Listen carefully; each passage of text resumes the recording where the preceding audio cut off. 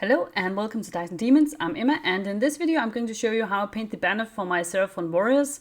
And I start out, as you can see, with a model that's been primed using a white primer. This is White Scars from Citadel.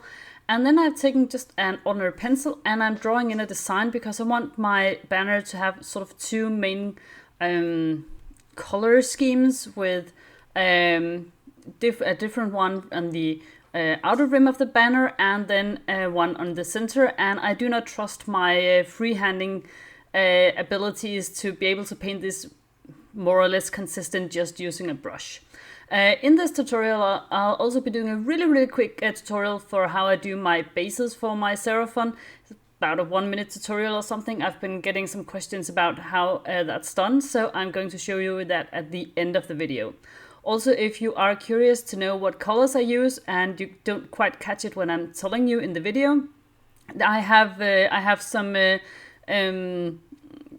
cards at the end of the video where I have written down all of the colors I'm using. So hopefully you can sort of take a screenshot or something, and that'll be helpful if you want to try and copy the exact color schemes. Bear in mind though that these are not the only colors you could use. You could definitely use other colors. These are just the ones that I have and the ones that I use. So here in the middle I am using Sigwald Burgundy, which is a contrast paint from Citadel.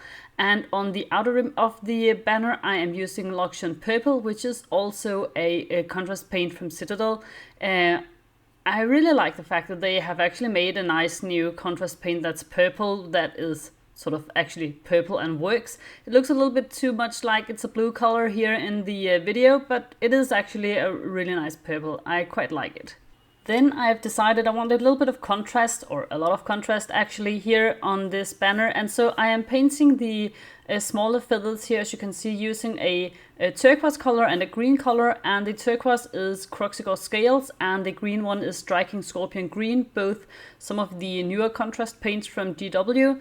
And I'm just doing a really quick wet blend, as you can see, nothing fancy. I'm going to be doing a lot of texture on these feathers, so they don't have to be perfect right off the bat. Then for the longer feathers, I thought it would be nice to do something that would contrast both with the banner and the other feathers. So I took some Blood Angels Red, a contrast paint, and also Yandan Yellow, another contrast paint, and did the exact same thing with just a quick wet blend here.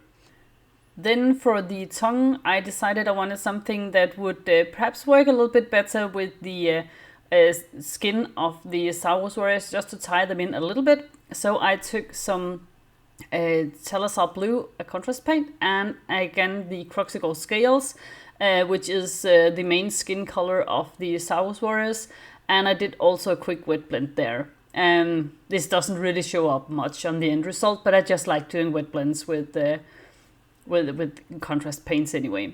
Then I took some Dark Oath contrast paint and I highlighted deepened actually the shadows on the feathers, both following along the central strand of them, and also trying to paint in a little bit more of sort of the feathery looks on the tips of the feathers, just because it doesn't really show up that much, but I just like to add a little bit of texture whenever I can.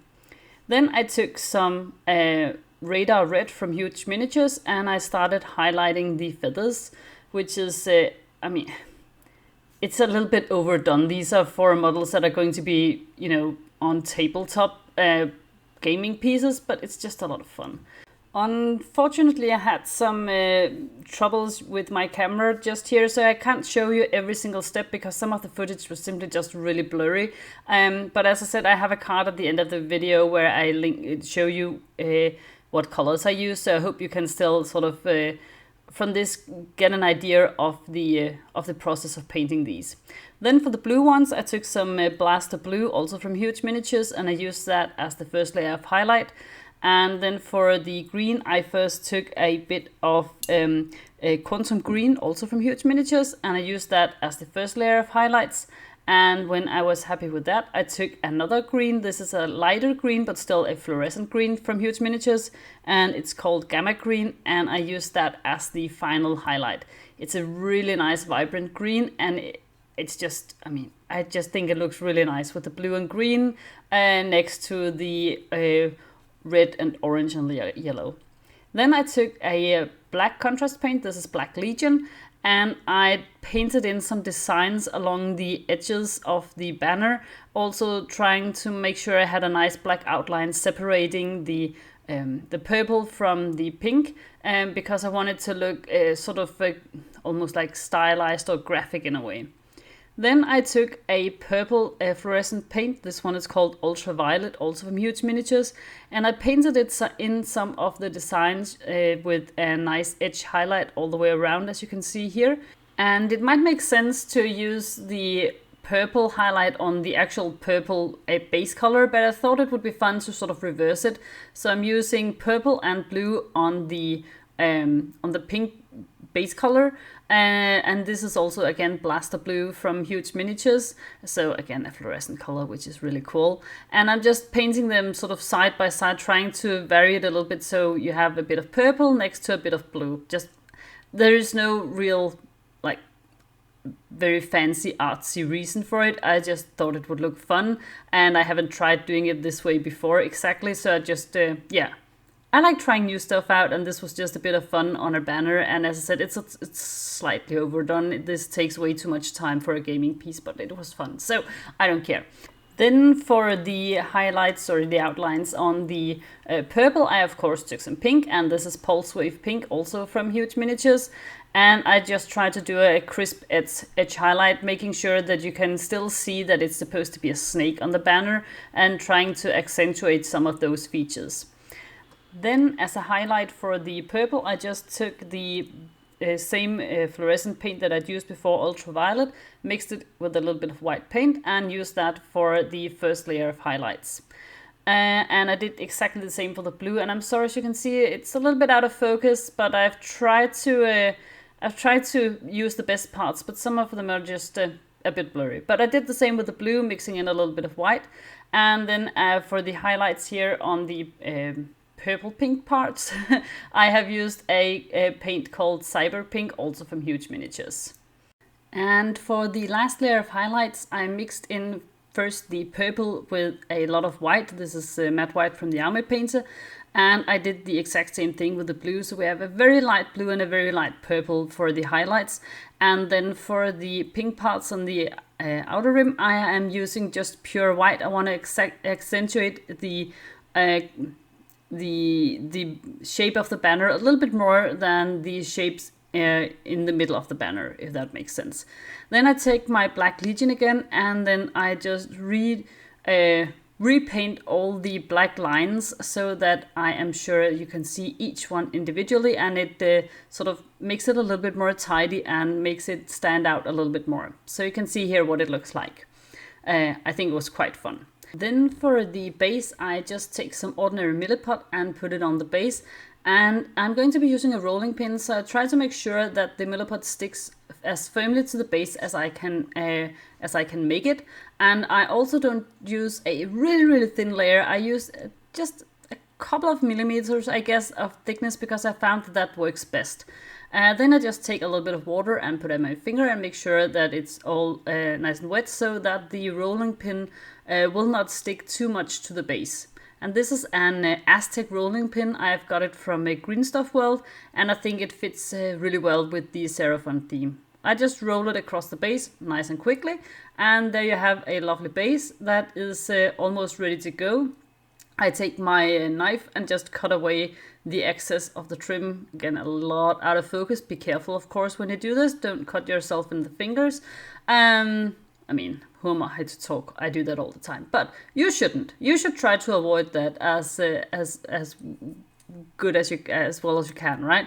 Then I take some Wraithbone, a color from Citadel, paint that on. Take some Yanden Yellow when the Wraithbone is dry, and also take some Reichland Flesh Shade and put that on there as well. I mix these two to get. I want a little bit of an sort of visually interesting look, so that's why I'm using two colors in different places. So you have some places on the base that are a little bit darker than the others, and I just do this really quickly with a very beat up old brush, as you can see.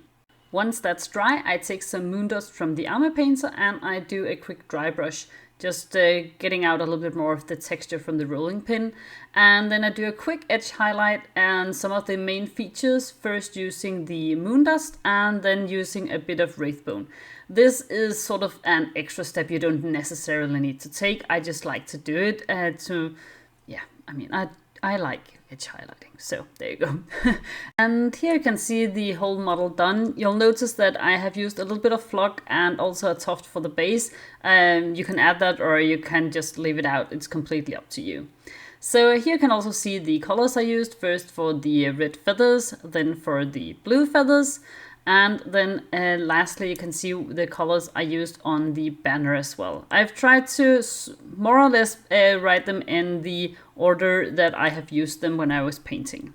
And before I end this video, I really want to say a huge thank you to my patrons. I just launched a Patreon this week and I already have some people who have chosen to support it. So thank you to Thomas Madsen, who has supported on the Demon Ray tier. Then we have Andre Correa and Anthony Polcastro on the Demon Crawler. And then we have the Demon Knights, TJ Kupiak, Mando Project, Starcon85 and Espear. So thank you so much to all of you guys. If you would like to support it, I would of course really appreciate it. And I think the first thing I would like to buy for this channel when I have the funds to do so would be a new camera, so that I don't have blurry footage for my tutorial. That would be really cool.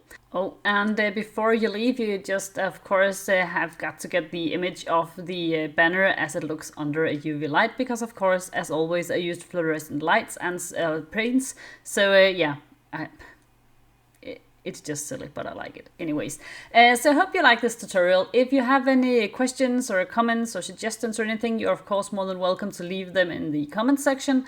I'll leave a link to my Patreon in the description. And as always, you can also follow along on my painting projects over on Twitter and Instagram, where you can also find me as Dice and Demons. So thank you so much for watching, guys, and I'll see you next time. Bye!